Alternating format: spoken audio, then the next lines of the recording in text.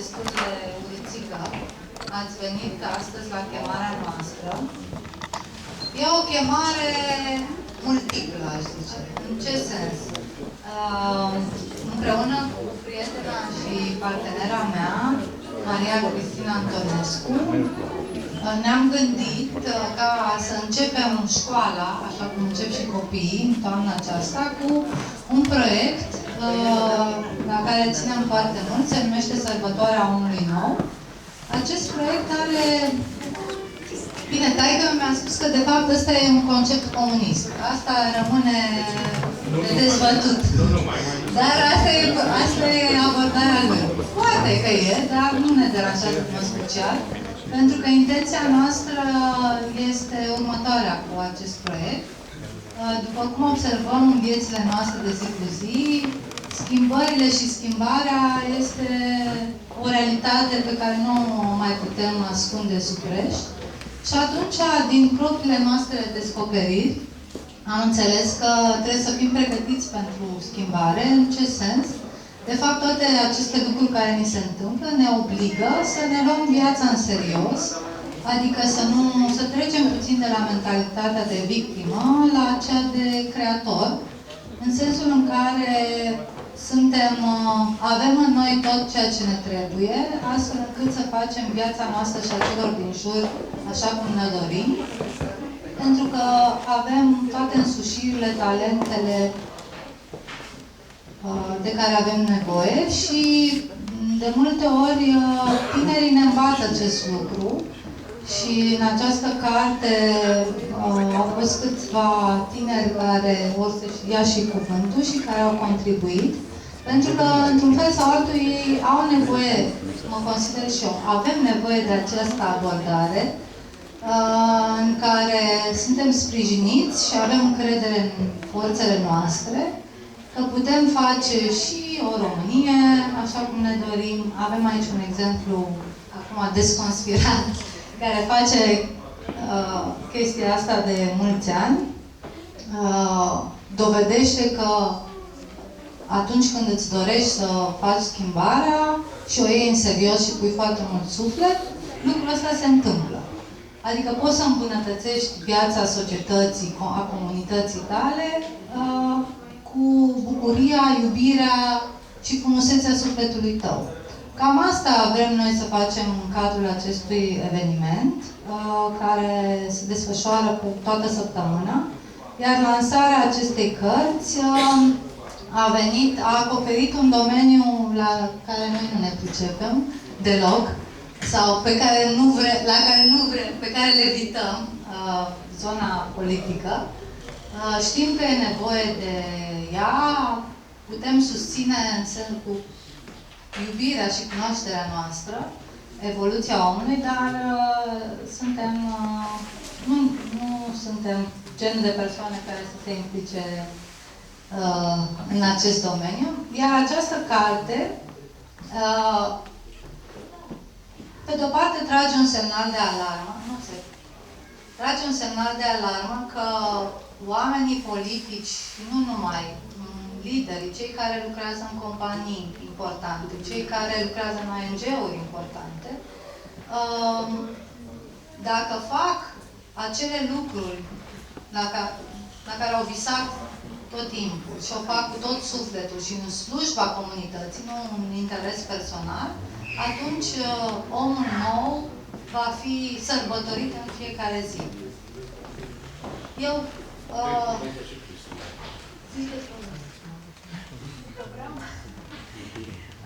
Programul nostru principal conține ateliere de dezvoltare personală, terapii, ateliere de creativitate. Da, ateliere de creativitate, ateliere dedicate copiilor. Vă așteptăm. Yoga. Yoga, da. Cam asta. Nu știu ce să vă mai spun. Aveți mai multe în program, dar văd că sunteți. Păi avem multe, dar Ca să stârniți interesul. Lumea a venit aici pentru lansarea de carte. Pe www.centruldor.com există programul detaliat, o puteți înscrie, participarea se face pe donație. Fiecare cât simte, dacă simte, că a primit ceva la acele ateliere la care participă. În weekend avem ateliere de creativitate pentru copii. Și...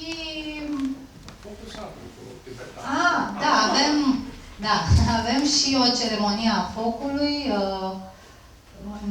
pentru că suntem susținătorii tuturor religiilor, pentru că știm că există un singur Dumnezeu. Restul este calea fiecăruia, cum ajunge la el. Și focul Tibet. Ceremonia focului este vineri seară de la ora 8.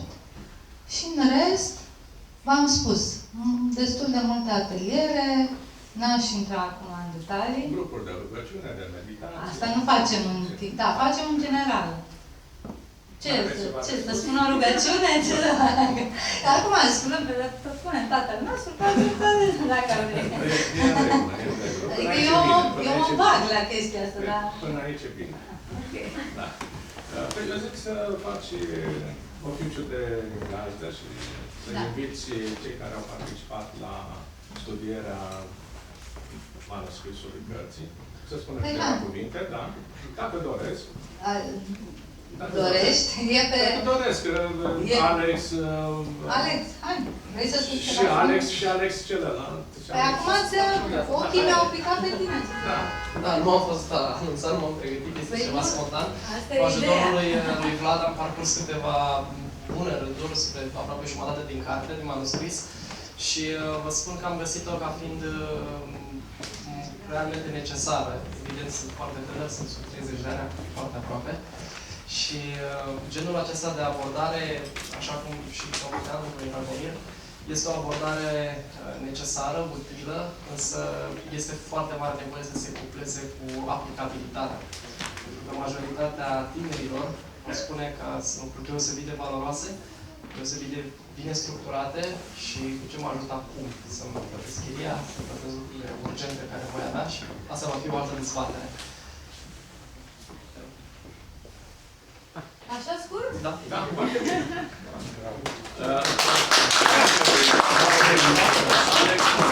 Aici. Hai, Alex.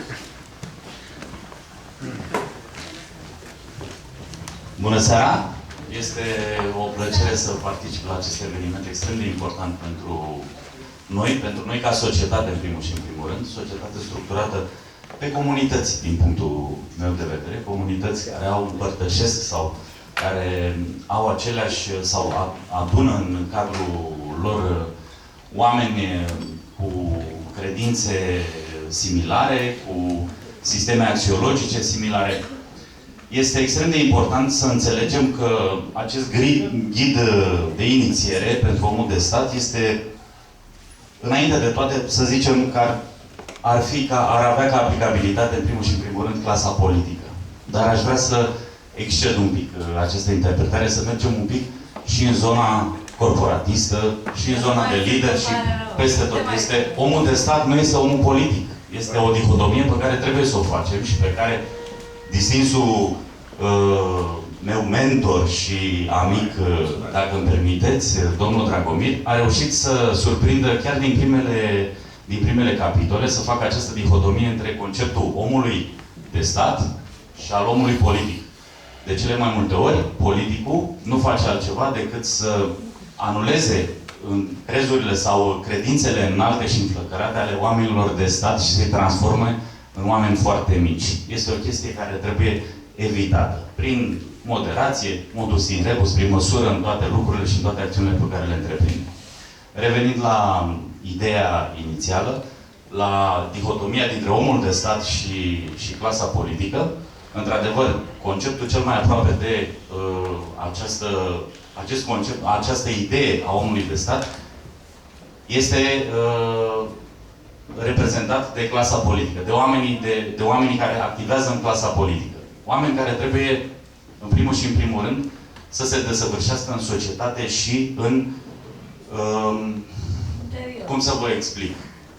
Să se rodeze în servicii prestate față de oameni, față de semeni. Ceea ce faci tu, ca și...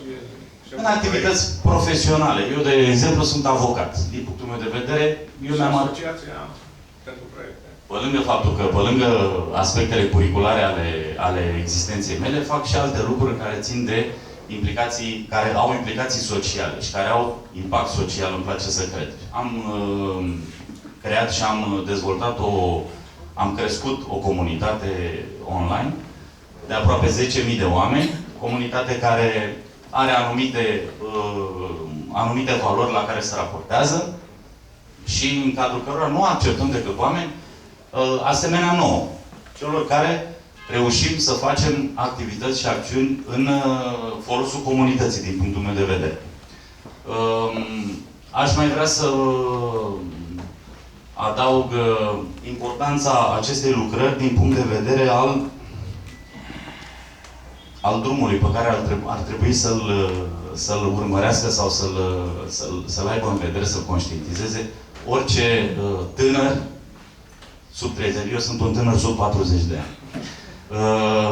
Orice tânăr care dorește să acceadă în spectrul politic.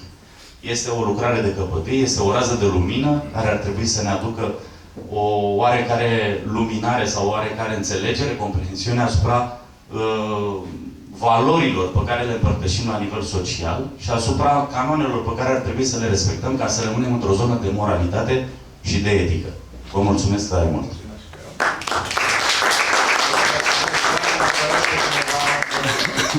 Antonescu, vrei să spui? Eu spun câteva mai multe. Da, câteva mai multe. Mulțumesc pentru invitație și vă felicit pentru faptul că, pentru inițiativa ghidului. Acum intru direct în subiect și mi-a plăcut foarte mult unul din citatele pe care le-ați folosit în carte, al lui Petrețuțea. De fapt, aș pleca de la definiția omului de stat. Sau un politic, sau orice ar fi. Haideți, în primul rând, să nu uităm că ei sunt slujbașii noștri. Omul de stat și omul politic nu este mai presus decât la care l-a pus. Este în slujba lui. Noi, ca și comunitate, ca și trib, am spus, băi, ne mergem la vânătoare, tu te duci și ai grijă de bunurile noastre. Da? Da. Mănânci din ce vânăm noi, tu ai grijă de resursele pentru iarnă și mai departe, să le gestionezi. Deci omul de stat este sluga noastră, în niciun caz nu este deasupra noastră. Asta trebuie bine înțeles. Slugă în sensul de slujitorul nostru. În primul rând. Nu, atâta timp când nu schimbăm acest concept și omul de stat se consideră deasupra populației și deasupra legii. Și deasupra legii, mă rog, el cam face legea în... Și pe aia o încalcă. Și pe aia o încalcă pe care și-o face singur. Dar aș merge la ce spunea Petrețuțea, că omul de stat este acel individ înzestrat cu capacitatea de a se dărui. Eroul este o personalitate, deoarece nu și aparține. Un mare om politic este un om cu har. El face posibilă existența comună a oamenilor prin spiritul lui de organizator și legiuitor. Care cred că vine vin în completarea lui Petrețuțea sau el m-a completat pe mine, nu știu. Asta e esența. Una din ele. Da, ne completăm împreună. Apoi, legat de partea spirituală, e o vorbă, cunoaște pe tine însuți, al lui Pitagora, da? Și vei cunoaște universul zeilor. Toți spunem, păi eu sunt ăsta. Primul lucru către a accede în lumea de astăzi a unui om politic este de a se cunoaște pe el însuși. E o călătorie care ține de zona așa zis spirituală, dar nu are de-a face nimic cu spiritul, de fapt. Trebuie să te recunoști pe tine însuți, să te vezi că nu ești mai presus decât alții și că ești parte din toți. Înțelegând simplitatea, devii simplu. Cunoscându-te pe tine însuți, vezi că nu ești cu nimic diferit față de cel de lângă tine.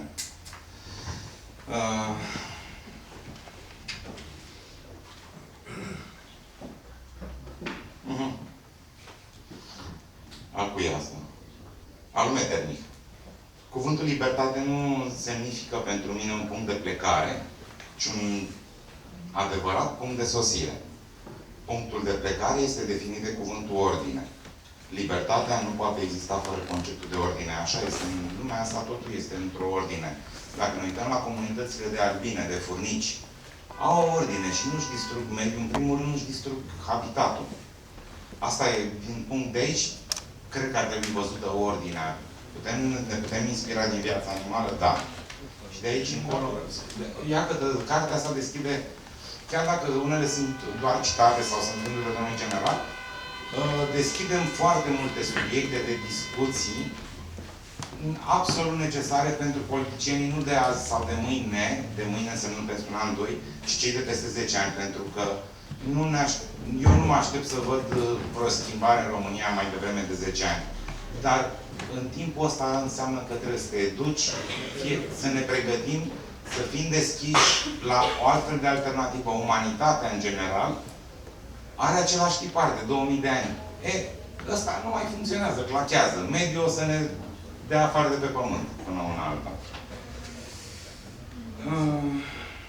Și mai sunt câteva. Foarte interesant. Mulți vor să se raporteze la etică și la morală. Și aici folosesc un citat din domnul general. Deși legile morale îi reprezintă un set de valori și reguli pe care omul trebuie să le urmeze, așa cum am văzut, ele țin cont de tradițiile, istoria, religia popoarelor, având o semnificație diferită și o durată în timp și spațiu limitată. Adică ceea ce e etic și moral la noi poate să fie neetic și moral la musulmani sau la hinduși și viceversa și toate astea. Și atunci, din ce puncte de vedere definim moralitatea și etica? Iar sunt puncte de dezbatere și de discuții extrem de importante, pentru că deja trebuie să facem pasul dincolo de dogmele în care am trăit de atâtea mii de ani. Nu numai noi ca români. Ăsta poate fi un pas, ghidul acesta, deși se adresează, am văzut, politicienilor români sau omului de stat român, ar trebui să meargă cât mai departe către un ghid, o universalitate a omului de stat. Și poate începe de la noi din România, cine știe. Și mai era... Aha. Cu asta închei, e un semn de întrebare al domnului general, este și al meu. Și întrebarea care se pune este dacă ne putem schimba noi și lumea în care trăim și ce ar trebui să facem pentru asta. Sunt subiecte de reflexie foarte interesante. Sper să ne ținem aproape unii de alții și să fie puncte de plecare. Iată, un indicator, un punct de plecare care să ne coapuleze, să ne adune. Mulțumesc!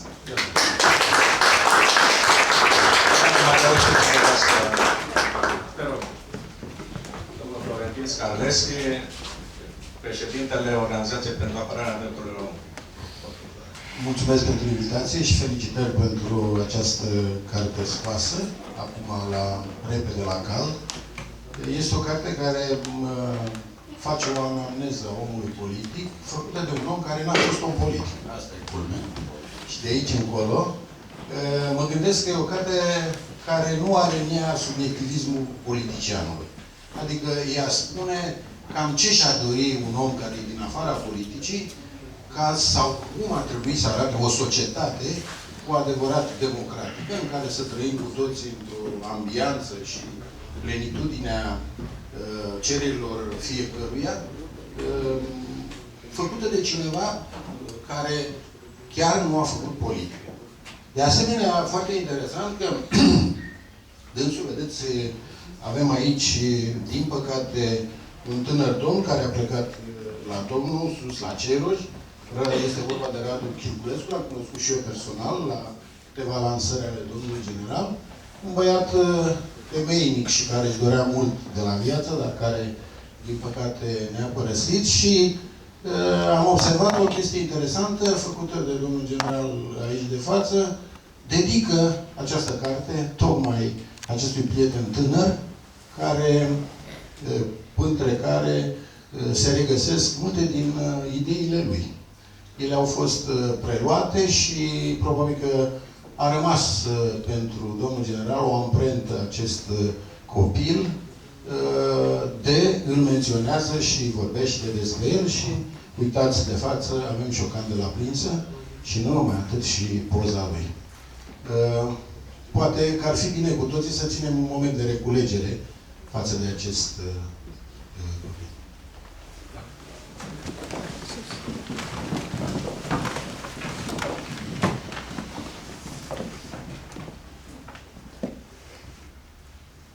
Vă mulțumesc! în altă ordine de idei. Sigur că îmi place că în carte se vorbește despre ce înseamnă ocultism sau cât de mult înseamnă lumea ocultă, la care mulți se raportează, față de omul politic.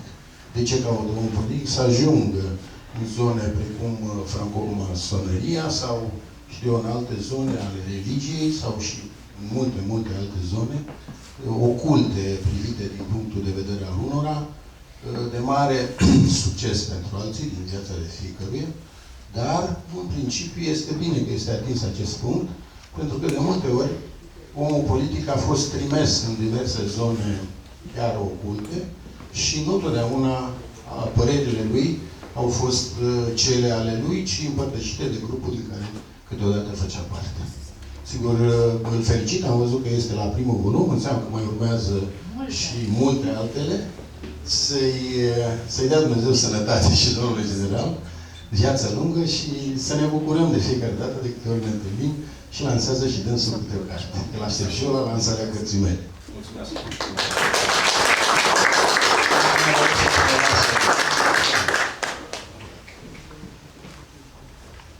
Dragi prieteni, domnul general, mulțumesc pentru invitație. Poate nu eram cel mai potrivit să iau cuvântul acum, dar pentru că titlul acestei cărți minunate m-a incitat un pic, întrucât și eu la acest moment scriu o carte despre viața politică, dar este o carte despre viața politică trăită de mine. Titlul, deocamdată, nu este definitiv, este Un om politic în România fără portofoliu.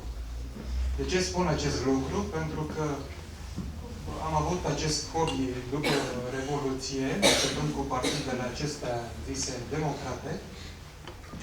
Fiind un țăran școlit, am zis să apăr politica unui partid cu specific. Era vorba de un partid agrarian al lui Victor Sortu.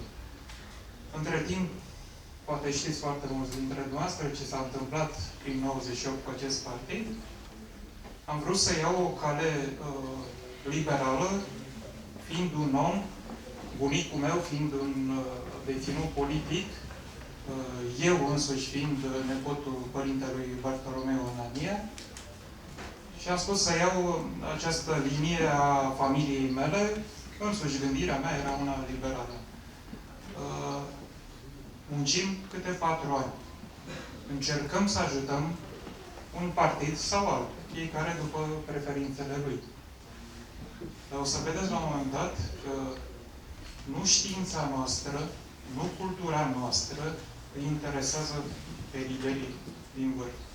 Iar eu îi mulțumesc domnului general pentru că, exact cum a zis antevorbitorul, este o carte scrisă de un om care vrea binele politicului, dar n-a făcut politică. Dar e observat după cuvântul dânsului foarte fin și are puncte de vedere foarte pertinente. Eu mă bucur, am văzut și câțiva oameni politici prin sală, cu mai multă experiență decât mine, cu mai multă vechime în ierarhiile partidelor. Haideți să schimbăm mentalitatea că nu totul se rezumă la bani. Trebuie să recunoaștem, așa cum judecătoarea din Moldova a recunoscut acum o zi că nu știu ce i s-a întâmplat și poate că s-a întâmplat de ani de zile, trebuie să recunoaștem și noi că nu vom schimba imaginea politicii dacă întotdeauna pe liste vor predomina oameni care au mai puțină tangență cu activitățile lor profesionale. Vă mulțumesc, domnule general.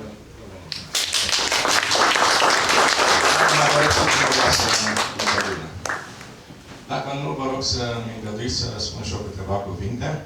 În primul rând, o rog pe domnișoara Anca Chirculescu să aibă amabilitatea să vină lângă mine. Am așteptat-o cu mult drag și este un moment care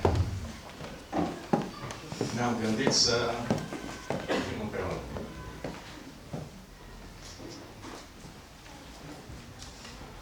Așa cum prietenul meu, Florentin, mi-a luat-o înainte, acest eveniment și această carte a fost gândită să o dedic și să o dedicăm cei care am contribuit la această carte, la scrierea ei, unui prieten drag care a plecat, din păcate, la o vârstă fragedă, de la 33 de ani, vârsta lui Iisus, la Domnul, de unde veghează, sperăm, și acest eveniment și se va bucura că ideile lui, intenția lui de a crea centru de etică și strategie și de a contura manualul omului de stat nu au fost uitate.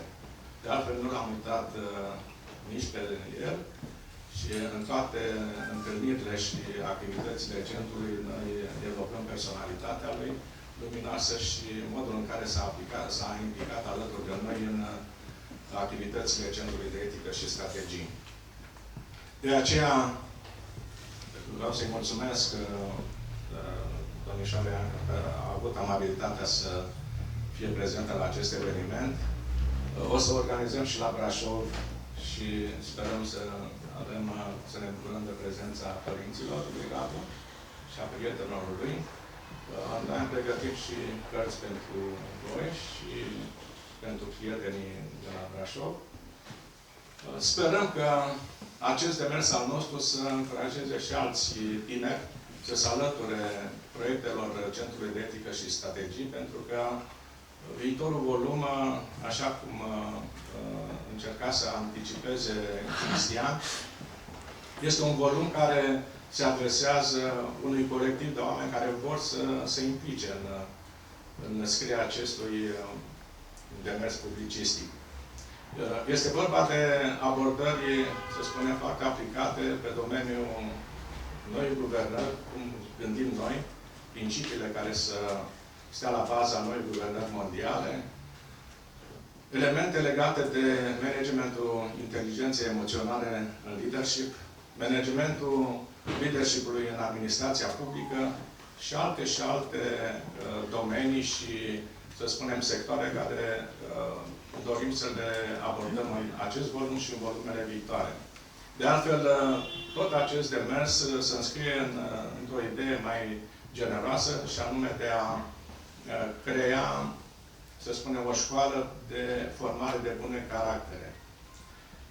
Exact cum sublinia și Rădulescu Montru, România nu are nevoie de genii care are suficientă și inteligența are nevoie de bune caractere. Și slavă Domnului că în ultimii 25 de ani am văzut de ce caractere bune are parte societatea românească. Eu vreau să vă mulțumesc pentru că ați dat curs invitației de a fi prezenți la această întâlnire. Doresc să mulțumesc celor care au participat la cu idei și scriere la acest volum, doamnei Florence Finser, profesor universitar din Canada, în Quebec, domnului Vasile Moiș, care a fost vicepreședintele Senatului în perioada 90-92 și ministru delegat pentru Parlament, lui Loredana, lui Vlad, Alex, așa, pentru Anca Dragomir, care a realizat tehnoredactarea și, nu în ultimul rând, celui care a asigurat această superbă copertă, plină de simboluri, din învățăturile lui Pitagora, domnului Ovidiu Pop, și, bineînțeles, editurii Magic Print de la Onești, care ne-a avansat această lucrare fără să avem bani în cont. Deci, mergând pe încredere. Noi avem o colaborare foarte bună cu această tipografie și editură de peste 10 ani și oamenii buni totdeauna se întâlnesc pe idei care sunt valoroase comunității. Vreau să salut prezența în mijlocul nostru a unor oameni dragi mie, care s-au format, să spunem, în cadrul Asociației Culturale România în Lume. Au rămas în continuare atașați sufletește de această colectivitate spirituală. Au ajuns oameni politici, dar eu știu, fac parte din categoria oameni politici cu ascendenți pe om de stat, la care ne raportăm și noi cu această carte. Mă refer la domnul Răzvan Mironescu, pe care rog să vină lângă mine. Este deputat la Partidul Național Liberal, un tânăr de mare perspectivă și ne-am dorit ca mulți din rândul tinerilor care participă astăzi la acest eveniment să se regăsească în proiecte politice care să schimbă, într-adevăr, să spunem, fața acestei țări și modul de a se face politică. Domnia sa este vice-lider la grupul PNL din Camera Deputaților și eu îmi pun speranța că va ajunge un om de stat adevărat, știindu-i virtuțile și în același timp dăruirea și tenacitatea cu care s-a implicat în toate proiectele comunității. Dânsul a fost candidat și la sectorul 6 pentru primărie și rămâne în continuare candidat pentru Parlamentul României. Răzvan, dacă vrei să spui două cuvinte, după care intrăm în subiectul cărții. Da, bună seara, mulțumesc și eu pentru invitație. Din prezentarea foarte generoasă pe care mi-a făcut-o domnul Dragomir, trebuie să punem o rezervă pe cuvântul tânăr, ținând cont că avem aici un tânăr adevărat care a vorbit mai devreme. Nu cred că se putea alege un moment mai bun și un titlu mai nimerit decât acesta, pe care îl are cartea asta, în momentele pe care le trăim astăzi, din punct de vedere politic. De ce spun asta? Pentru că auzim de ceva vreme vocea societății civile care cere o altă clasă politică sau o schimbare de mentalitate a clasei politice. Acest lucru trebuie să înțelegem cu toții că nu se poate face peste noapte, din păcate sau din fericire, asta rămâne de văzut, rămâne ca istoria să dovedească. Însă este clar că există acum o oportunitate, o fereastră de oportunitate, cum se spune, și este dată de alegerile parlamentare. Oportunitatea este atât pentru alegători, cât și pentru partide. Partidele nu au altă șansă decât să dovedească prin propunerile pe care le fac alegătorilor că au înțeles ce se cere de la ele, că au înțeles ce au greșit până acum și că de acum încolo vor să facă o politică mai apropiată și orientată către cetățeni, către oameni. Alegătorii au obligația, și accentuez cuvântul obligația, de a alege în deplină cunoștință de cauză. De ce spun asta? Pentru că am avut o experiență tristă la alegerile locale. Nu eu personal. Noi, să spunem, Partidul Național Liberal și mai ales în București. Și anume faptul că am fost învinși de o formațiune politică care a propus în mare parte niște candidați pe care nu-i cunoștea nimeni. Nu-i cunoștea nimeni la propriu, adică nu că nu îi știa foarte bine, nu îi cunoștea nimeni. Dar alegătorii care s-au îndreptat către această formațiune politică au votat o promisiune exact în legătură cu ce am spus mai devreme, cu un alt mod de a face politică. În schimb, însă, la parlamentare lucrurile sunt mult mai complexe, pentru că, așa cum spune și titlul acestei cărți, la parlamentare alegem dintre politicieni oameni de stat. Alegem al doilea și al treilea om în stat, alegem posibil viitori miniștri și alte categorii de demnitari care sunt aleși dintre parlamentari. Nu ne mai putem juca și nu mai putem merge pe promisiuni, trebuie să mergem pe certitudini. Și atunci apare oportunitatea celor spuse în această carte. Îmi pare rău că este și timpul foarte scurt, pentru că această carte ar trebui, cum să spun eu, tipărită în masă și oferită mai ales la țară și în orașele mici, să citească oamenii, cei care știu să citească de acolo, și să încerce să înțeleagă măcar parțial sensul cuvintelor care sunt spuse în ea și să voteze, după cum am spus, în cunoștință de cauză. Nu putem, indiferent cât partidele s-ar chinui mai forțat sau mai natural să se reformeze și să schimbe garniturile de politicieni, până la urmă, cei care determină în mod obligatoriu acest lucru sunt cetățenii prin votul pe care îl dau, mă rog, odată la 4 ani sau când sunt ciclurile electorale.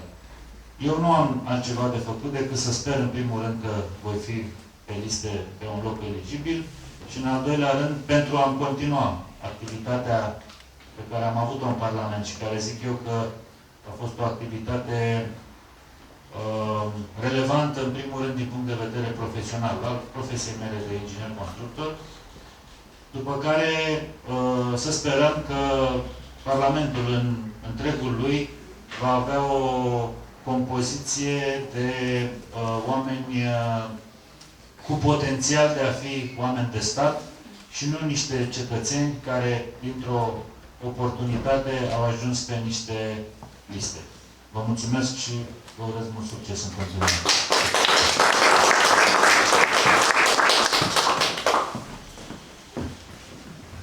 Dacă mai dorește cineva să intervină. Dacă nu, îngăduiți-mi să intrăm în subiect. De ce această carte? Poate vă întrebați și dumneavoastră și de ce a scris-o un om care a lucrat în serviciile secrete românești din Ministerul de Veac și nu a scris-o un politician sau un fost demnitar. La prima întrebare ar fi că această carte este dezvoltată de necesitatea de a transmite oamenilor gândurile care frământă și preocupă marea masă a societății românești în ultimii 25 de ani, și anume de a se clarifica mai bine asupra celor pe care îi alege în demnități publice. Și din păcate am observat că în acești 25 de ani nu prea am avut de-a face cu oameni de stat. Deci au fost miniștri, președinți. Și au fost niște oameni politici care și-au urmărit propriile interese pe grup, știu, unele meschine, altele mai puțin ortodoxe. Unii au dorit să facă avere din politică, alții și-au dorit putere, care nu au avut-o înainte de 89. Deci am avut de-a face cu un spectru foarte larg de personaje care s-au perindat la cârma acestei țări și rezultatul vedem astăzi. O clasă politică care este pusă la colț din toate părțile, deci sub tirul presei, societății civile, instituțiilor de justiție și de forță din stat. Deci o clasă politică care este decredibilizată.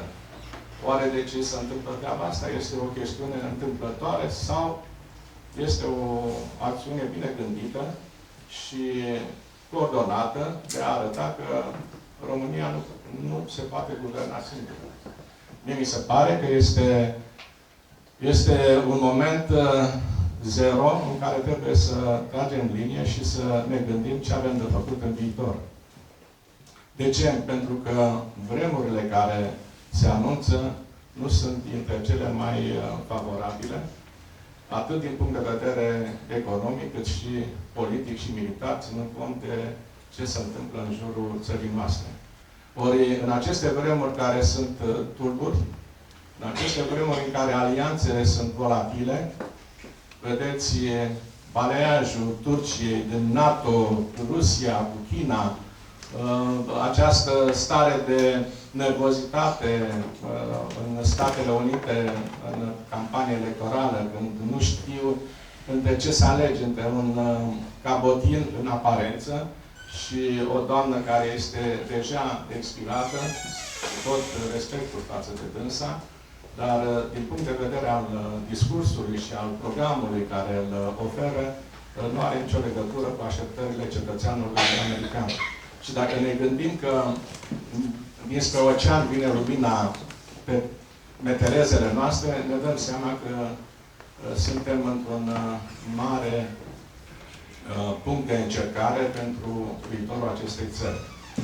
Indiferent cine va fi ales în Statele Unite, cu siguranță că România, deși ne lăudăm cu parteneriatul strategic care ne ajută foarte mult, între ghilimele, vom avea mari surprize în ceea ce privește modul în care ar trebui să ne asigurăm o apărare pe frontiera de est.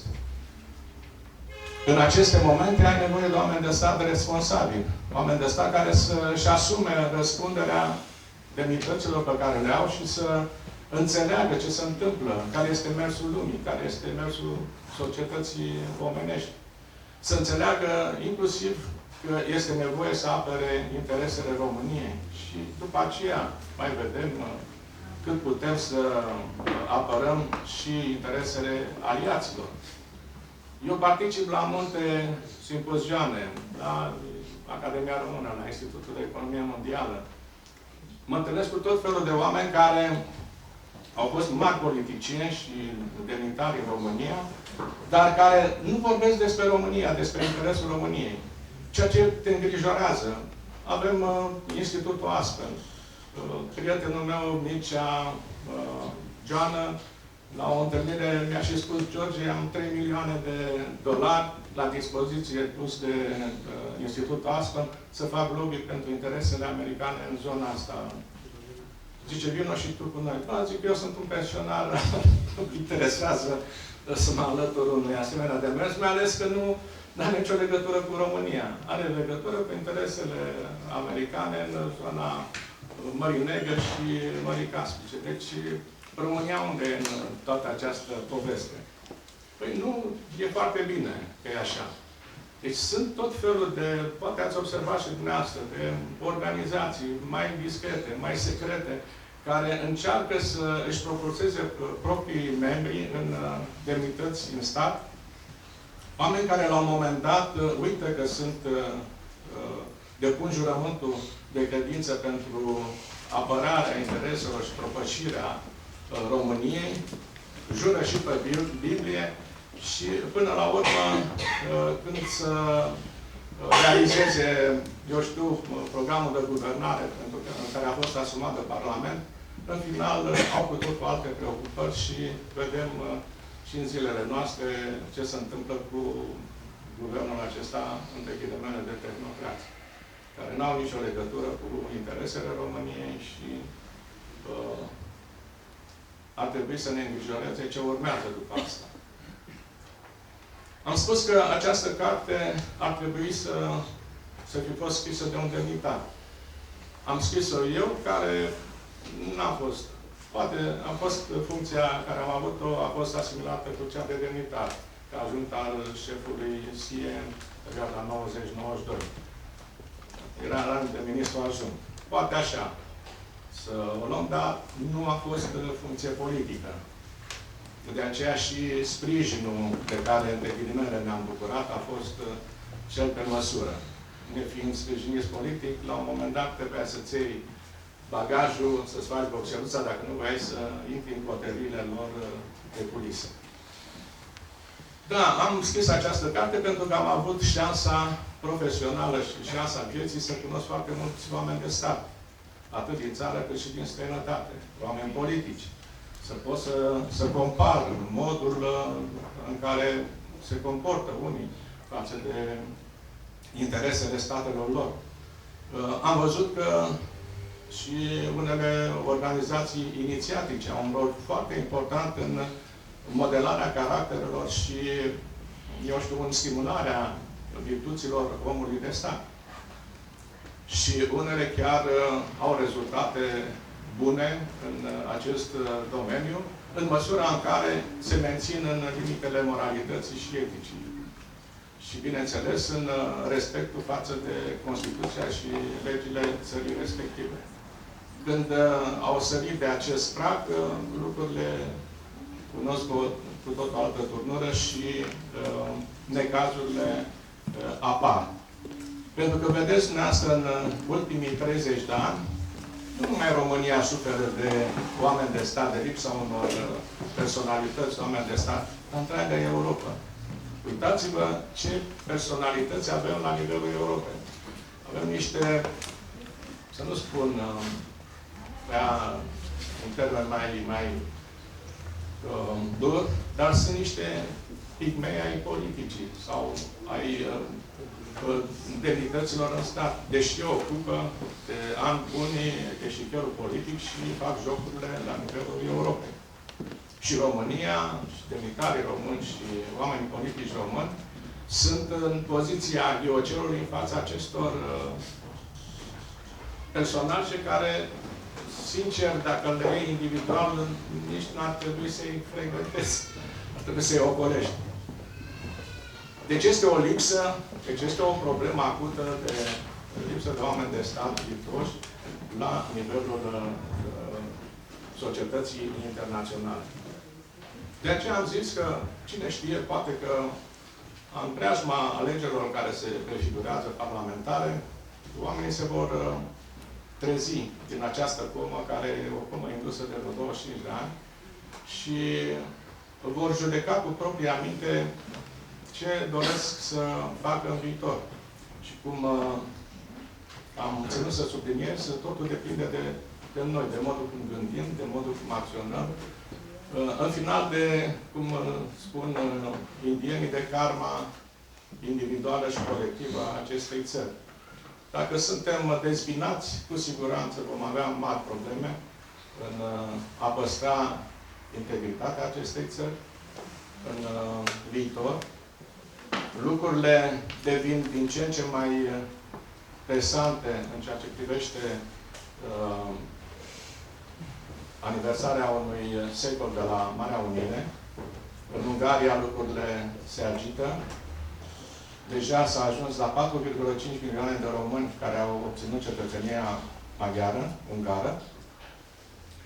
Români care sunt inclusiv pensionari, dar n-au nicio treabă cu Ungaria sau să cunoască limba maghiară, dar sunt în Transilvania, sunt în Ardeal. Li s-a promis pensii mai mari acolo, li s-a promis joburi în spațiul Schengen și oamenii se duc inconștienți la această mare masă oferită de unguri. Și ce este îngrijorător, că acest proiect este susținut de toți oficialii maghiari, în frunte cu președintele Parlamentului, cu șeful Guvernului.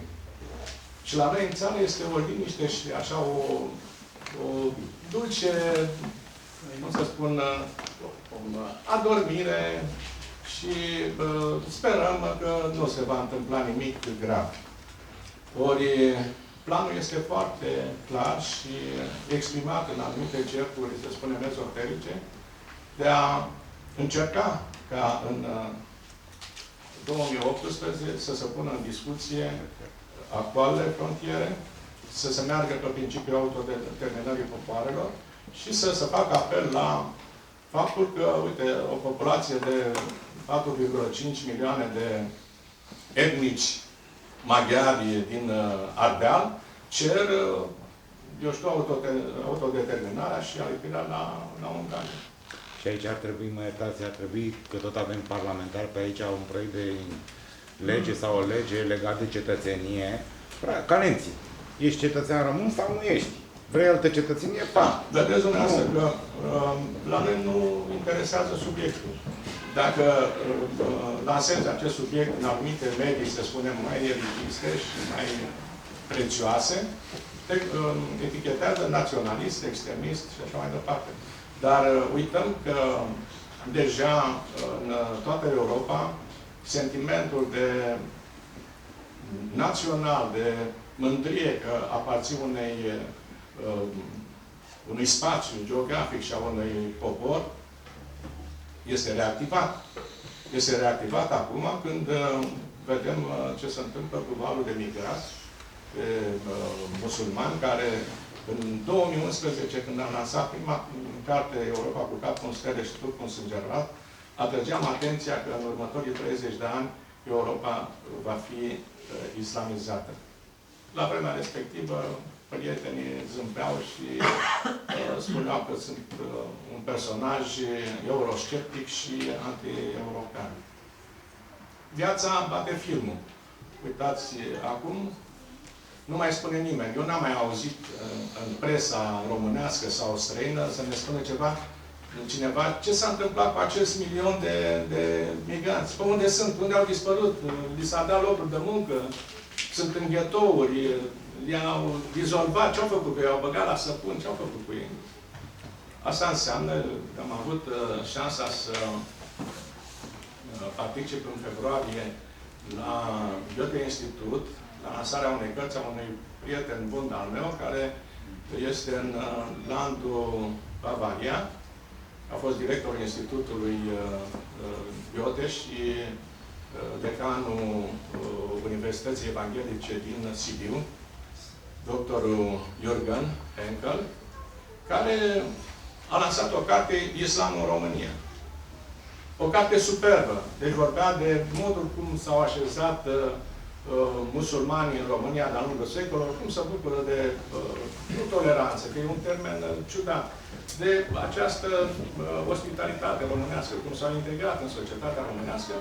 Ea a scris în limba germană și o propunea să o ducă și în Germania, să fie de exemplu pentru autoritățile germane. La vremea respectivă am avut o intervenție, era o doamnă secretar de stat, fostă consilieră a domnului președinte Klaus Iohannis, și i-am spus de ce România nu scrie o asemenea carte sau nu o traduce.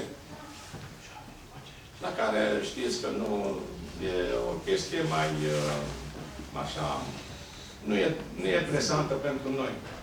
Deci, uite, omul ăsta deja vorbește despre, eu știu, o Românie multiculturală, care e gazdă primitoare la străini și aș vrea să-i respecte, să-i ocrotească și să trăiască în bună înțelegere cu ei.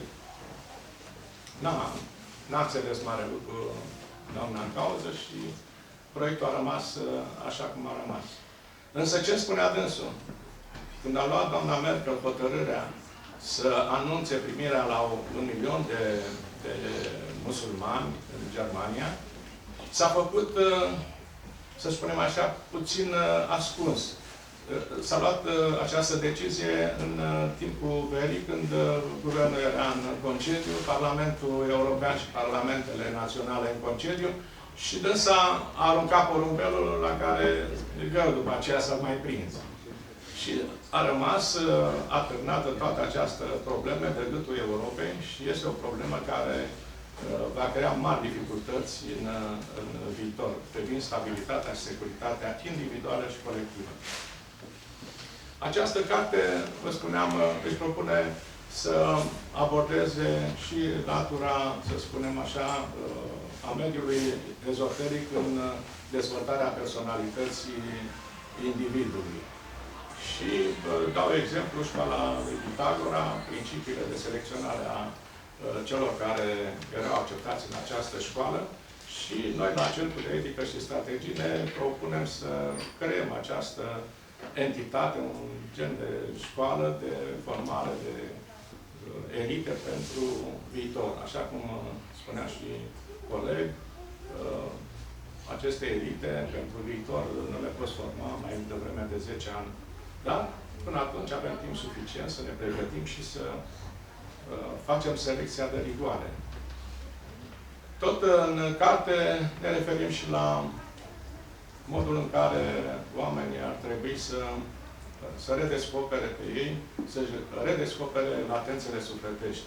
Deci acele forțe interioare care generează creativitate și, să spunem, rezonanță în colectivele în care omul acționează. Și este foarte important să dezvoltăm subiectul ăsta în volumul 2, în legătură cu modul în care gestionăm inteligența emoțională la nivel de leadership. Acolo dăm și exemple, inclusiv exemple cu ce ne-am confruntat, m-am confruntat și personal, cum am reacționat, să fie ca o grilă de examinare pentru cei care sunt interesați de subiecte. Să vadă cum ar fi răspuns și în condițiile respective. Cartea se adresează tuturor, deci nu este o carte, eu știu, țintă politicieni sau oameni care doresc să acceadă la demnități în stat. Se adresează inclusiv, dacă vreți, omului care are o demnitate publică, consilier local sau primar de comună sau mai știu ce. Pentru că de acolo, de jos, trebuie să selecționăm oamenii în care avem încredere că vor duce la bun sfârșit proiectele comunității. Și vreau să vă spun că deja au început în anumite zone să se creeze forumuri ale cetățenilor care pregătesc agenda de lucru a celor de la consiliile locale. Deci le pun pe masă ce anume probleme trebuie să le dezbate ei. Și vreau să vă spun că de la abordarea, să spunem, strictă, domnule, ședințele Consiliului Local sunt secrete, eu n-am auzit până acum, dar exact așa s-au petrecut. Oamenii au început să pună piciorul în prag, să spună, pardon, aceste ședințe n-au nimic secret, pentru că trebuie să dezbată problemele comunității noastre. Ca atare, sunt libere, trebuie să fie deschise, să fie făcute publice, să se publice materialele pe site-ul primăriei și au început domnii primari și consilierii să cam intre în fibrilație că nu mai poate să facă tot felul de bătării în numele interesului comunității. Deci există, să spunem, un curent care anunță o schimbare de mentalitate, începând de jos până la marile orașe și centre universitare. Există însă și un alt pericol pentru tineri, așa numiți tinerii frumoși și liberi. Vedeți dumneavoastră că pentru probleme majore pentru țară nu se mobilizează pe site-urile de socializare. N-am văzut pentru, eu știu, s-a întâmplat evenimente în Ardeal sau în altă parte, injustiție într-un caz sau altul, abuzuri de putere.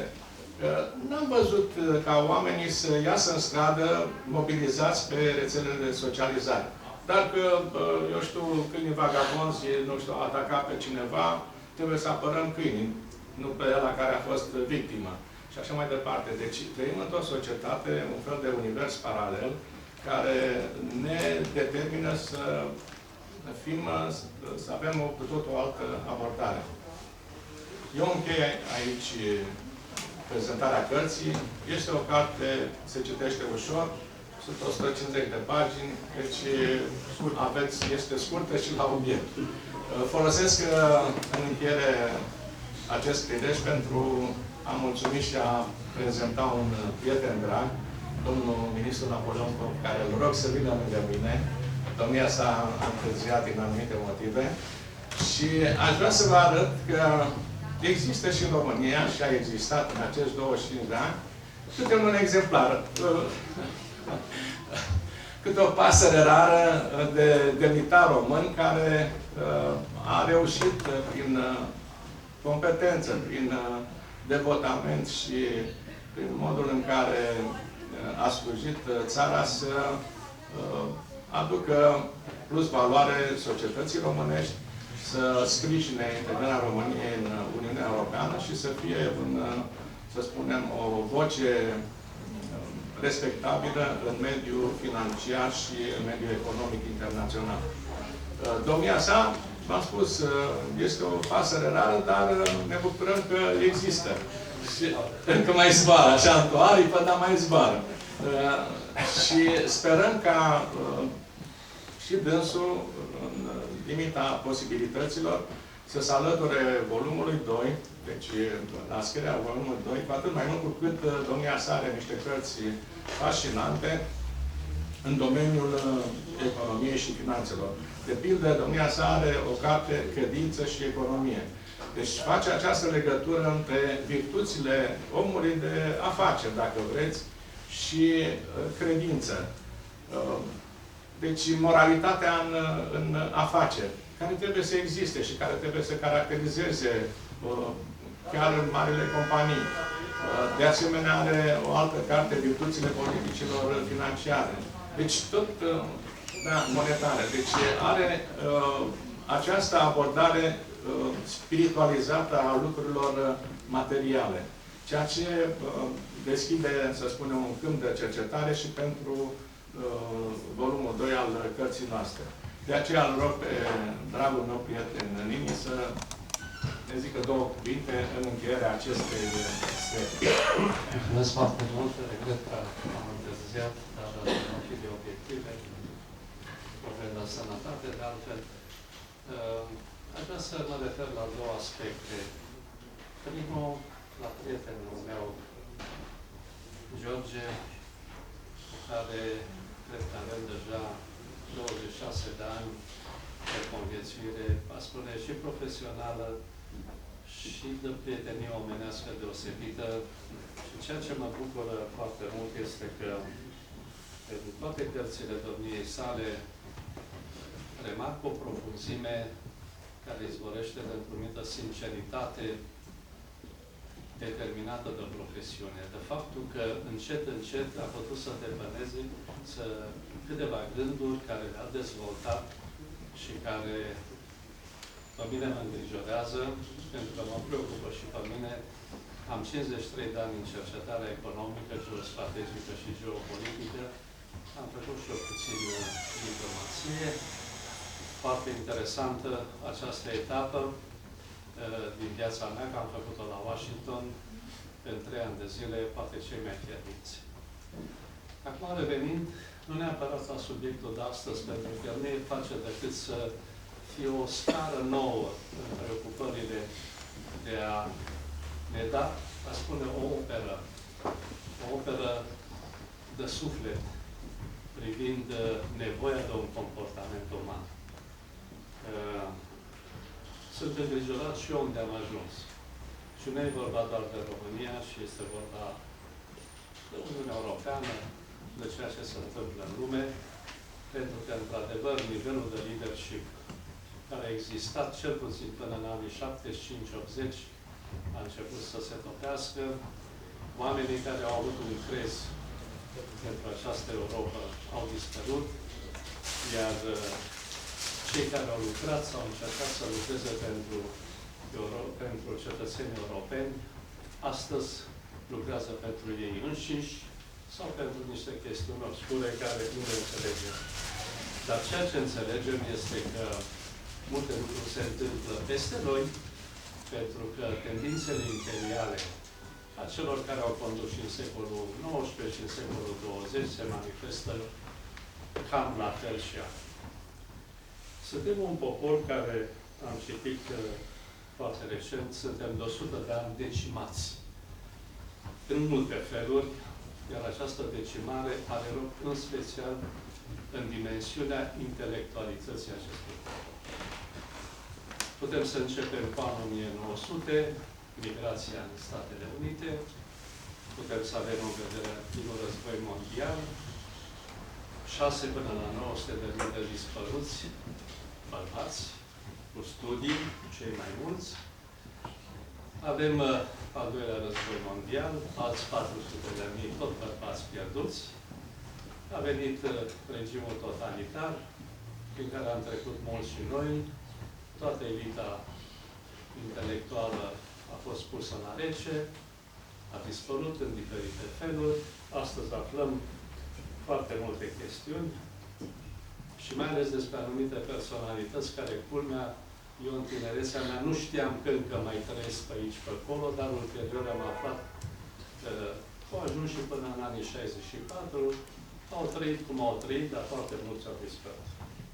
Iar astăzi avem o altă dispariție de intelectualitate, pentru că în acei 3.000 de refugiați, emigranți români, din motive economice mai mult, să nu ne afecteze faptul că toată ziua avem probleme cu etnie, care eu răspund țigani și cine a venit cu denumirea de romi, n-a venit degeaba, tocmai ca să ne încurce în percepția publică internațională în fel și tip. Dar faptul că au dispărut 1.000.000 de migranți de care nu știm nimic, sunt români care nu mai vor să fie români. Și am cunoscut în Statele Unite foarte mulți români, am lucrat chiar cu Joane când era ambasador, oameni care au zis, zice, domnule, ne pare foarte rău, ne-am integrat în această societate, nu avem nevoie de cetățenie dublă, din contră vrem să știe lumea că am dispărut, nu din țară.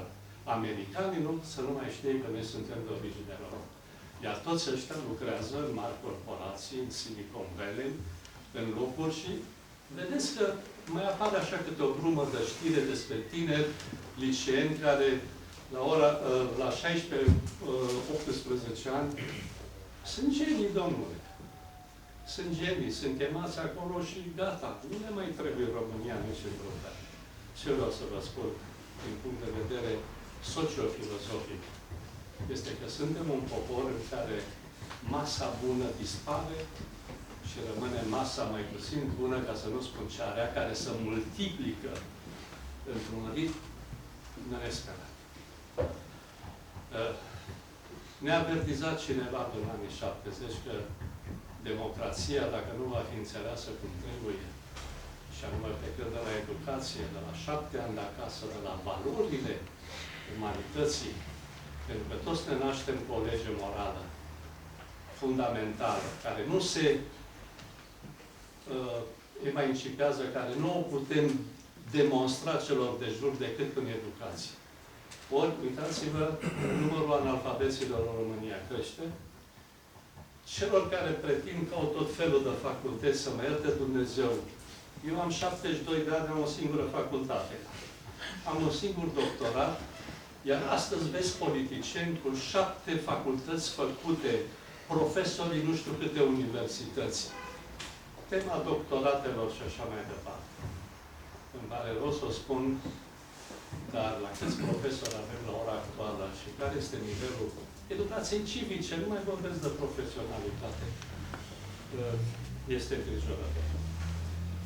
Dacă asta este panta problematicii sociale din România, dar nu numai, ci și în foarte multe țări din Europa Occidentală cu care avem parteneriate, avem însă și o problemă de fond a comportamentului politic, în sensul că politicienii de azi acced la putere sau la cheile deciziei, dar, din păcate, în momentul în care au ajuns, au uitat de cetățeni. Vreau să vă spun un lucru, că în anii 90, când Uniunea Europeană, încă erau comisiile europene, se gândeau spre Uniunea Europeană, tratatul de la Maastricht, să transforme comunitățile economice europene în Uniunea Europeană ca o nouă etapă de zi, atunci s-a spus, zice, dom'le, asta va fi Europa cetățenilor. Exact din momentul ăla, instituțiile comunitare, politicienii din statele membre au făcut tot ce au putut, dar nu au servit cetățeanul cu nimic. Euroscepticismul care există astăzi, această migrație spre radicalism de dreapta sau de stânga, faptul că deja aceste ramuri de gândire radicale, naționaliste de proastă speță și așa mai departe, trebuie să ne îngrijoreze că deja au partide care câștigă voturi în parlamentele naționale și deja au ajuns cam 20% și în Parlamentul European. Sigur că cei care sunt acum la Bruxelles, și Juncker și nu știu ce, nu, domnule, că e o stare de temporară, că așa se întâmplă, că noi nu știm să facem politici și așa mai departe. Lucrurile sunt foarte grave, să știți. Noi ce citim în comentariile de aici din România, așa un fel de pleavă care nu are nimic profund ca să înțelegem lucrurile, dar eu vă spun, am trăit toată viața, m-am născut în 45 și am trăit toată viața cu frica unei conflagrații. M-am bucurat când mi-a spus la un moment dat, știi, ești la rezervă, scoți aiurea cu tare. Vreau să vă spun că și astăzi trăiesc acest lucru. Că nu o fi o conflagrație așa cum o știm noi, tradițională, dar vreau să spun că suntem și noi și mulți alții atacați în un război hibrid. Iar în cazul României, mi se pare că, domnul general știe, am mai discutat, nu există domeniu în care acest război hibrid de întoarcerea minților, dacă căuta prozeliți pentru ceva sau altceva să nu există. Vreau să vă spun, uitați-vă la toate comentariile legate de Banca Națională a României. O instituție fundamentală a țării, făcută în 1880, este a 16-a bancă centrală făcută în omenire și este pentru puținele bănci care se cheamă Bancă Națională, nu se spune Banca României. Banca Bulgariei, Banca Angliei și așa este. Banca Națională a României, pentru că a fost gândită la vremea respectivă de oamenii politici și de parlamentari ca un instrument de dezvoltare a acestei țări și nu neapărat pentru creditare și nu știu ce. Banca Națională a făcut acțiuni de mecenat pentru cultura sui generis a acestei țări și așa mai departe. Cine a rămas neatacată în acest vârtej juridic plin de incompetențe, de prostie și nu știu ce? Banca Națională. Că se leagă de guvernator. Am fost colegi de știu de 50 de ani, am fost șef și știu calitatea acestui om și cum a evoluat din punct de vedere a înțelepciunii, pentru că el ce face de 25 de ani, fiind cercetător științific, a fost un autodidact în această zonă foarte rezervată a politicilor monetare. Pe profesionalist, nu știu, poate exista alte chestiuni, nu le cunosc, dar nu asta interesează. Interesează că, pe de o parte, Banca Națională s-a omorât să poată să se apropie de public. E foarte greu să te apropii de public. De-aia am scris și eu 2 cărți, Decizia de politică monetară și Virtuțile politicii monetare, pentru că trebuie să ai foarte multă carte să poți să decizi ce face o bancă centrală în situațiile respective. Și atunci îi citești pe deștepții ăștia de ISAR și de Câțu, care amândoi au lucrat în sistemul financiar și l-au părăsit în diverse bube și au fost dați afară și ISAR s-a interzis 5 ani de zile să nu se mai apropie de sistemul financiar pentru că a făcut un atac stil Soros la leu în 2008 și Banca Centrală s-a prins. Toată lumea a cumpărat valută să schimbe pe lei și măsura a fost foarte simplă. N-a mai existat lei. Pentru că Banca Centrală i-a adunat în toate contractele astea nenorocite care ar fi dus leu până la 2,8% să creeze o iluzie, a fost oprită la 3,9% la vremea respectivă și, pe urmă, vă scuzați. Și, în sfârșit, ăsta este un singur episod. Ăștia sunt oamenii care astăzi critică Banca Națională pentru că umple de banca și Soros la vremea respectivă. În continuare, pledează pentru același lucru. De ce Banca Națională n-a pus la risc 60 de tone care sunt în Anglia?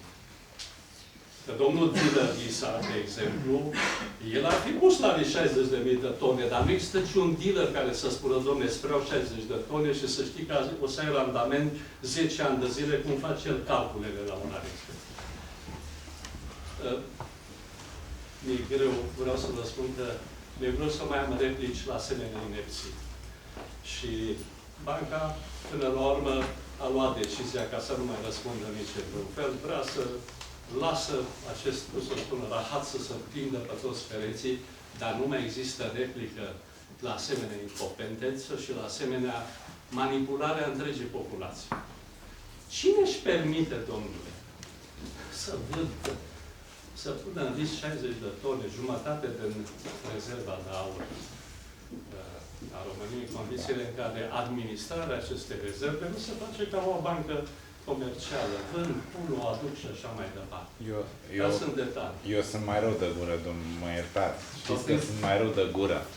Bun, are și Banca Națională bubele ei și lipsa de viziune. Eu înțeleg că a apărat ceva, dar exact cum a spus, ea a fost fondată ca să investească în dezvoltare. Asta să reținem. Și Banca Națională, pentru că a contribuit în toate dimensiunile la dezvoltare. Noi, cei din mediul privat, dar și înainte, din 92, s-au topit banii. Deci au fost politici monetare. Mediul privat nu are nicio treabă cu Banca Centrală. Avem treabă cu politicile de politică monetară. Politica monetară. Discutăm în privat. Sigur, da, vreau sigur. să știu și eu un amănunt de-al dumneavoastră, ca om în afaceri, de ce v-ați împiedicat de Banca Națională și nu vă merge afaceri? Deci am căzut în cap, că după altă poveste. Dar mă povesteți. În sfârșit, mai am o singură problemă, și care de fapt este legată de unele concluzii de această carte. Pe 2 iulie 1990 am fost numit Ministrul Comerțului Exterior. La exact 3 ore a venit ambasadorul Statelor Unite cu 3 mesaje la mine. 2 le spun că unul singur este cel mai important și care lumea încet, încet, poate l-am mai auzit și din alte vorbe. Mi s-a spus așa, și domnul Pop, sunteți la o vârstă medie, atunci aveam 46 de ani. Zice, avem un mesaj pentru această țară. Poate ar fi bine, după experiența secolului 20, să ieșiți din masticația franco-germană. Ați trăit în această masticație, totdeauna n-ați știut și alianți, în alianță să intrați, ați trecut în 2 războaie care au făcut praf continentul ăsta. Dacă nu o să vă gândiți serios și la alți parteneri care să conlucreze cu dumneavoastră, o să ajungeți unde o să ajungeți. Nu mi-a spus unde, dar uite, că după 26 de ani am lucrat la Washington. Mi s-a spus același lucru la Departamentul de Stat. În condițiile când, la vremea respectivă, relațiile cu SUA nu erau formidabile, dar încheiasem un nou acord de comerț, ne chinuiam cu clauza națiunii cele mai favorizate să avem pe baze permanente. Aveam acordul multifibră, cu textile, cu exporturile, deci probleme tehnice. De fiecare dată când am început negocierile exploratorii cu intrarea noastră în NATO și veneau ambasadori at large, lucru pe frate asta nu înțelege. Mi s-a spus așa, și țin minte, vă dau un exemplu a unui om deosebit, Sergiu Celar. Ambasador cu experiență deosebită și care a venit să prezinte niște proiecte de infrastructură energetică legată în Europa, în care să treacă niște conducte de tranzit de energie aduse din partea de sud, a Orientului Mijlociu și așa mai departe. La fiecare proiect care a fost prezentat ca coadă, și acolo erau reprezentanți de la toate serviciile americane, la fiecare întâlnire din asta, CIA, cu tare, armata. Prima întrebare era, zice, ați discutat cu Rusia? Ea știe despre această dorință a dumneavoastră? Aveți o opinie despre acest proiect care este regional acolo? Bineînțeles, nu. A venit Bush să ne anunțe că ne-a primit în NATO. Ați fost atent la speech-ul ăla pe tribună și care ce a zis? A arătat chiar și cu mâna spre ce. Și nu uitați de Rusia. Era cu cubeul. Da. Și văd așa. Și nu uitați de Rusia. Am avut ocazia să mă întorc la Departamentul de Stat și din nou, zic, măi, domnul Ricard, că era directorul Direcției Americii Centrale, zic, hai să decelăm fraza asta, că mulți nu înțeleg. Da, mulți nu înțeleg. Bref, unde am ajuns acum? Avem 2 comportamente a 2 ambasadori americani, chiar dacă sunt și ăștia cu sinecură aici, ce a făcut unul la Chișinău, ce a făcut Clex în România. La Chișinău, cine citește exact ce a spus, am zis, măi, români, luați-mă gândul. N-aveți nimic de decis în această regiune. Pe partea asta, Clems, și că dăm politețe s-a fotografiat cu steagul Secuiesc. Analiza mea, și care este foarte aproape la dânsul, în zonă lucrurile sunt foarte grave. Nu avem relații bune cu niciunul din vecinii noștri. Cu polonezii s-a strigat. Ce a încercat Banca Națională cu Tezaurul, am făcut carte cu Tezaurul polonez care a trecut pe nu știu ce. Ambasadorul polonez a fost extraordinar, le-a dat nu știu ce legiune guvernatorului pentru toate evenimentele care a făcut chestiunea asta. După 2 săptămâni a venit și ceva. Și nu știu ce s-a întâmplat cu ambasadorul polonez. Zice, nu toate fundul peste tot. Cu bulgarii, știți ce e, cu turcii avem așa niște iluminații. Și vine domnul Friedman, care este bucovinean, român, și care face analizele Puțin geostrategice, puțin ungur, dar mult român, ungur și evreu, așa, ca să fie... și atrage atenția și spune, băi, zice, voi nu aveți ce să căutați, bă, nici în NATO, nici în Uniunea Europeană. Voi trebuie să vă gândiți ce faceți, domnule, la acest confilium de imperii, că imperiile există și acum. Germania, otomanii, musulmanii și Rusia. E o locație care v-a dat-o Dumnezeu, tot timpul uitați. Vine ca plan, scrie 3 cărți. Granițele politice în Europa sunt granițele geografice. Și uitați-vă puțin la această țărișoară, ca o inimă, ca un castel, Transilvania, și uitați-vă ce se întâmplă. Rușii vor până la Carpați, nu? Că acolo e granița care peste ea nu poți să treci cu ușurință. Ungurii vor și ei tot până acolo. Nu? Și mai avem planul Valev, care în 64, care se pune în cele care eu nu zic, sperească Dumnezeu când a spus Putin. Deși să știți că a fost prost interpretat mesajul lui. Problema lui a fost următoarea. Zice, dom'le, să nu deschidem total cutia Pandorei, că vrea să rezolve chestia cu Crimea și cu Transnistria. Dar atrage atenția că el cu chestiile astea nu vrea să deschidă cutia Pandorii a frontierilor de la Tratatul de la Versailles. Ceea ce este cert este că la ora actuală noi suntem scoși total din această ecuație în care, observați-vă, dumneavoastră, administrația americană s-a înțeles cu Putin în anumite chestiuni, s-au înțeles cu chinezii, bine ar fi fost să fim cu China relații mai bune și am rămas popoare prietene, dar nu se întâmplă nimic. Mâine avem un seminar cu o delegație importantă de chinezi, venită la tot felul de institute care aparțin Partidului Comunist Chinez și care vor să discute cu noi platforma 16+1. În contextul în care au parteneriat strategic cu Uniunea Europeană.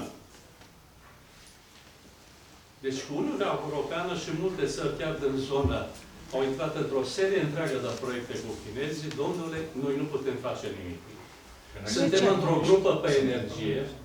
Suntem într-o grupă pe energie în care sferele sunt mult mai înalte decât ceea ce se întâmplă aici.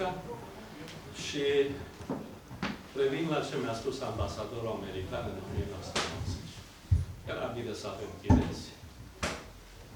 Americanii m-a adus cât de cât, dar i-am adus până în final dintr-o necesitate. Dintr-o necesitate, dar oricum toți vor decide pe deasupra noastră. Și noi să fim mulțumiți dacă om rămâneam măcar în Europa regiunilor de o anumită manieră. Dar vreau să vă spun o chestiune la ce se întâmplă în țara mea, soția mea, care este austriacă de origine, născută în România, venită ca familie săracă de la Viena, după primul război mondial. Am auzit-o într-o zi, zice, mă, nimic, zice, hai mă să ne mutăm undeva, că zice, aici nu se mai poate trăi. Deci am călătorit împreună, am fost peste tot. Odată n-am avut vreo discuție să rămânem undeva. Și am venit aici. Totdeauna ne-am întors acasă. Când am auzit, am rămas perplex. Dacă consoarta mea la 72 de ani a auzit și ea să gândească în halul ăsta că noi trebuie să plecăm, că suntem prea intelectuali și nu înțelegem ce se întâmplă în țara asta, ce să mai zic? Stimați prieteni ai acestui om minunat, ne bucurăm că suntem împreună în această sală cu acest eveniment și eu zic că m-a consultat în legătură cu această carte. Părerea mea este că trebuie să începem cu manuale. Să începem cu manuale, să înțelegem lucrurile profunde care ar putea să ne mai trezească, să ne lege și așa mai departe. Partea noastră însă că intelectualitatea în România, la fel ca și în 47, a zis, las că trece, de ce să ne băgăm? Atunci n-au reușit să face că i-au băgat alții, dar astăzi nu sunt înluați în seamă de nimeni. Și ne conduc cei care ne conduc. Iar suntem exact în zona în care vrem să-i satisfacem pe francezi și germani francezii ne-au pus bomboana pe coliva intrării noastre în NATO. Când Chirac a declarat că zice, facem noi să intrați în NATO și la americanii mi-au zis, zice, numai asta vă lipsea, implicarea Franței. Iar cu tovarășii nemți, care au legături deja foarte strânse cu Rusia, vorbesc la telefon în limba rusă, merg cu Putin, să înțeleg extraordinar de bine. Mai țipă încoace, mai țipă încolo, iar noi suntem cu Iapon și durerea cea mare în istoria acestei țări. Noi suntem o creație a marilor puteri. România mare, după primul război mondial, a fost o creație a marilor puteri și o regină a reușit să convingă pe Clemenceau, un misogin ordinar, să înțeleagă, după ce s-a discutat profund despre tratatul cu tare, din 3 județe a ieșit România mare. Dar am fost avertizați atunci. Vă facem mari pentru că avem nevoie de voi și trebuie să livrați. Iar a livra înseamnă un stat puternic, inteligent, compatibil cu anumite valori și să fie, într-adevăr, o luptă tare de toate punctele de vedere. Avem 100 de ani, regiunile istorice nu sunt legate de infrastructura modernă. Cu nimic. Cu lopata, pe vremea lui Dej, se făcea autostrada Brașov până unde vreți voi, până la graniță. Cu lopata se făcea și autostrada pe Valea Oltului și cu lopata o făceai și până la Chișinău și așa mai departe. Să fii după 25 de ani izolat de așa manieră, nu tu tren, nu tu cale ferată, nu tu autostradă, hai au rămas avioanele și nu știu ce, pe partea Dunării nu facem nimic. Transport maritim, eu tot vorbim că, domnule, Constanța Rotterdam și așa mai departe. Deci proiecte care au fost tratate cu, nu știu, atât de superflu, atât de neserios. Eu aș vrea să vină unul să-mi spună, domnule, ce se întâmplă, domnule, cu 57 de kilometri de autostradă între Comarnic și Brașov? Dar să-mi explice exact. În 26 de ani atâta incapacitate și impotență. Este de negândit așa ceva. Și noi stăm și dormim și ce să fac. Dragă meu, felicitări pentru ce ai făcut și felicitări că reușești să ne ajungi în astfel de chestiuni interesante. Mulțumesc!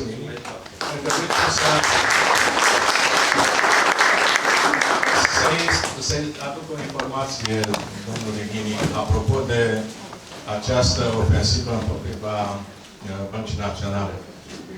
Problema pornește din Germania, dragul meu prieten, de la Banca Centrală Germană, care încearcă să politizeze băncile centrale. Și de aici și mesajul care s-a transmis spre celelalte țări. Deci, haideți să deșifrăm un pic totdeauna cine e în spate. A doua problemă, cu aurul. Vreau să vă spun apropo de aur. Nu este o problemă de glumă. Nu știu, bănesc Banca Națională, Institutul de Economie Mondială, sunt convins că are studii pe domeniu, dar ne confruntăm cu un fenomen care mulți văd puțin cunosc. Germania a început să-și retragă depozitele de aur din străinătate, din City și din SUA. Franța, la fel. Franța, care este cea mai mare depozitare de aur, are 2800 de tone. Urmează și Germania, Rusia, China, Statele Unite. Deci este această goană după aur, să-și-l aducă acasă. De ce oare? Răspunsul l-am găsit zilele acestea. Mai am niște prieteni din medii ezoterice care mi-a transmis de afară un mesaj. Zice, vezi că se discută în anumite cercuri, tot așa din zona Germaniei, ca să găsim o variantă la deprecierea euro, la pericolul dispariției euro și să facem euro-aur. Deci să fie susținut euro de aurul care îl avem în depozite. Despre ce e vorba? Deci la ce ne așteptăm de înainte? Deci, cred că Aceste teme ar trebui să ne îngrijoreze, pentru că o să avem de-a face cu coșul zilnic, nu prea mai avem ce să punem în el. În încheiere, dragii mei, vreau să vă mulțumesc, inclusiv prietenul meu, Marian Onofrievici, care ne-a asigurat audiția. Deci partea tehnică ne-a înregistrat, așa că sperăm să ajungă unde trebuie și înregistrarea, fără traducere, deci fără decriptare, este așa naturală și să vă invităm la activitățile noastre ori de câte ori aveți, simțiți nevoie. Vă invit să accesați site-ul Centrul de Etică și Strategie, unde veți găsi niște articole atipice scrise de mine, de doctoranzii care sunt membri ai centrului nostru. Sunt tineri care vor să se exprime și noi le oferim această posibilitate de a folosi site-ul nostru. De asemenea, să vă mulțumesc pentru răbdarea care ați dovedit-o, că este o mare performanță să aveți răbdare. Să-l salut și pe prietenul meu, Montanu, care e un om politic convertit la diplomație. N-a rezistat în politică și s-a convertit în diplomație. Și pe domnul ambasador Nistor Valentin, care este ambasador în Malaysia și fiind o persoană discretă, s-a ascuns după niște persoane pe acolo prin spate. Încă o dată vă mulțumesc din suflet pentru participare. Vă invităm la un pahar de vin și să continuăm să privim pe diverse teme. Vă mulțumesc mult!